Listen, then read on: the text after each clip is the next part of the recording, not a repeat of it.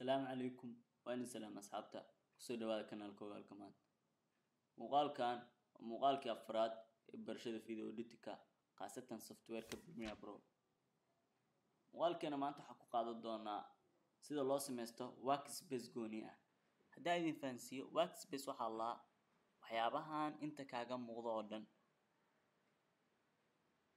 su'aalahan oo kale kuwaan hadda kan ay ku qoran tahay assembly editing color waxaa loo adeegsadaa waxa aad rabto markaas inaad ka shaqeydo xataa waxaa jiro mid gaar ah sameysan karta hadda kan aniga ayaa sameysto waxa la ogaalka maanta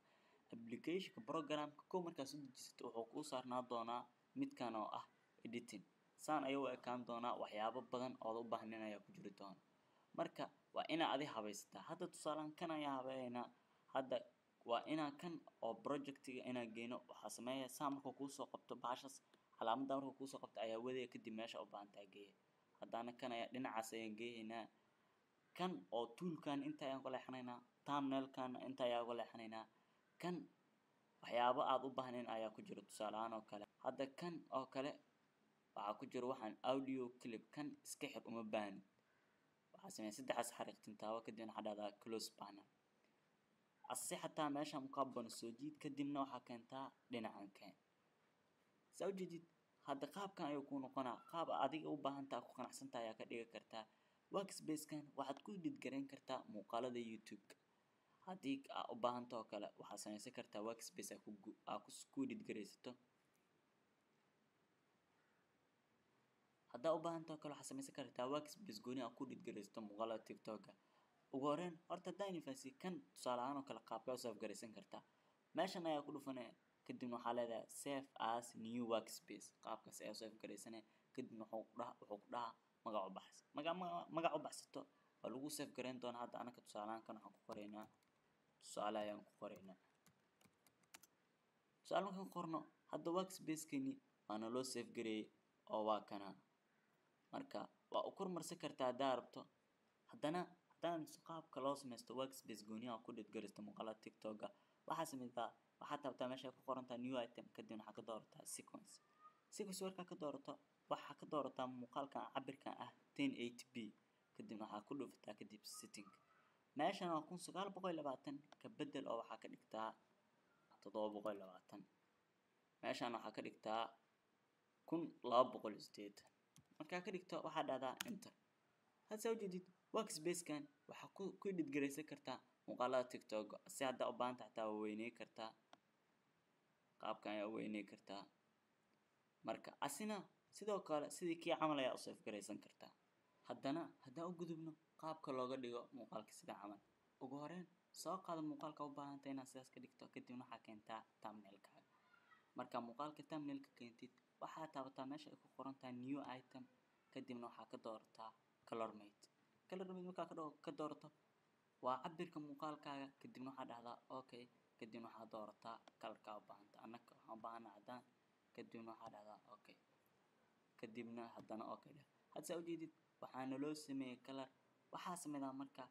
kan muuqaalka iyo codka kala fur muuqaalka dooro kadibna right click dheh kadibna waxaa dhahdaa unlink hadda saa ujeedid muuqaalka codka way kala furmeen muuqaalka marka korgeey markaa korgeydid soo qaad color mate-kii kadibna waxaa keentaa thumbnail-ka la ekaysi muuqaalka markaas muuqaal ku ekaysiid waxaa doorataa muuqaalka kadibna meesha ay ku qoran tahay scale waxaa ka dhigtaa 40 markaa ka dhigtid kan ay position ku qoran tahayna dhinacan gee kanna korgee saas markaa u sameydid waxaa sameydaa waxaa daartaa keyframe-ka position-ka iyo scale-ka labada markaa daarto wax yar hore u wad kadibna waxaa haddana kan taabo kan taabatid wax yar haddana soco markaa wax yar socotid weyne scale-ka kadib oo adigoo ka dhigaya 60 markaa ka dhigto kanna saan u soo wad dhinaca kanna hoos keen kadib haddana wax yar hore u soco kan 80 ka dhig kanna saan u soo wad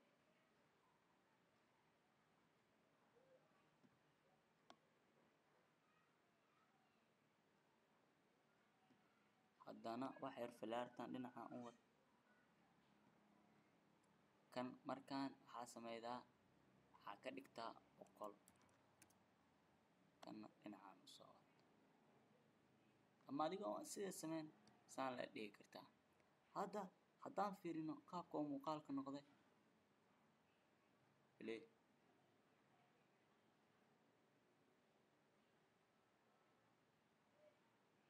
ujeedin qaabka uu muuqaalka noqday sidaas ayaa ugu dhigi kartaa muuqaalka haddaa u baahan tahay waxaa ku samayn kartaa inuu dib u noqdo adigoo saan sameynay waxaa dhahdaa add or remove keyframe kadibna waxaa dhahdaa add or remove keyframe kadib wax yar hore u soco kadib waxaa sameydaa kan waxaa geedaa 80 kana dhinacaan u wad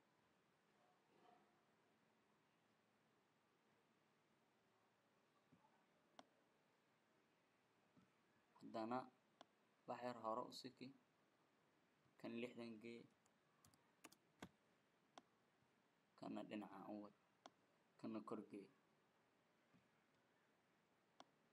wax yar hore u bax kan waxaa sameydaa kan 40 gee kan dhinacaan u siki kana saan